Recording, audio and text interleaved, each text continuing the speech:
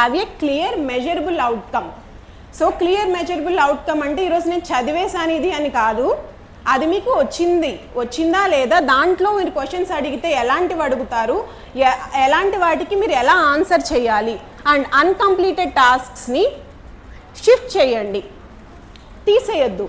ఈరోజు అవ్వలేదు అనుకుందాం నైట్కి, రేపు మార్నింగ్ ఒక 1 hour అన్కంప్లీటెడ్ టాస్క్స్ మీద పెట్టండి. And what single action reduce my exam risk the most today. ఈరోజు ఒక్క యాక్షన్ మీరు తీసుకుంటే ఏది మీరు ఆ ఎగ్జామ్ రిస్క్ని తగ్గిస్తుంది మీరు ఆలోచించండి. Everyone will have their positive patterns, negative patterns. మనం చేసిన తప్పే మళ్ళీ చేస్తున్నాము అంటే ఇట్లా మనల్ని మన గోల్కి రీచ్ అవ్వడానికి ఆ ప్యాటర్న్ ఆపుతుంది. So you have to look into yourself deeply and you have to be aware and you have to consider that negative loops. మీరు ఎక్కడైతే మళ్ళీ తప్పు చేస్తున్నారో చూసుకొని ఆ రిస్క్ తగ్గించుకునే ప్లాన్ చేసుకోండి. And what gives me maximum marks for minimum time invested. So మీకు ఇప్పుడు ఉంది మినిమం టైం కాబట్టి మోర్ మార్క్స్ రావడానికి మినిమం టైంలో ఎంత ఎఫెక్టివ్గా ప్లాన్ చేసుకోవాలి. Answer these every morning.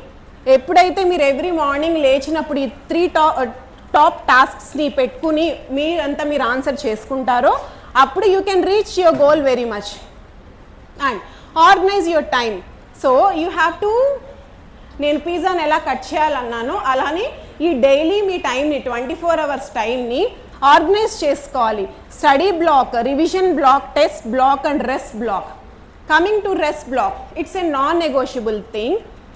మీరు ఒక 50 to 90 minutes కాన్సన్ట్రేటెడ్గా చదివారు అంటే మీ బ్రెయిన్కి అట్లీస్ట్ 10 minutes రెస్ట్ కావాలి. ఆ రెస్ట్ అనేది మీరు బుక్స్ మూసేసి కామ్గా కూర్చొని చూస్తారా, లేదు ఆర్ఎల్స్ ఒక వాక్ మీకు అవైలబుల్ ఉంది చేయొచ్చు అంటే చేస్తారా, అది మీ వీలుని బట్టి మీరు ప్రాసెస్ చేసుకోవాలి.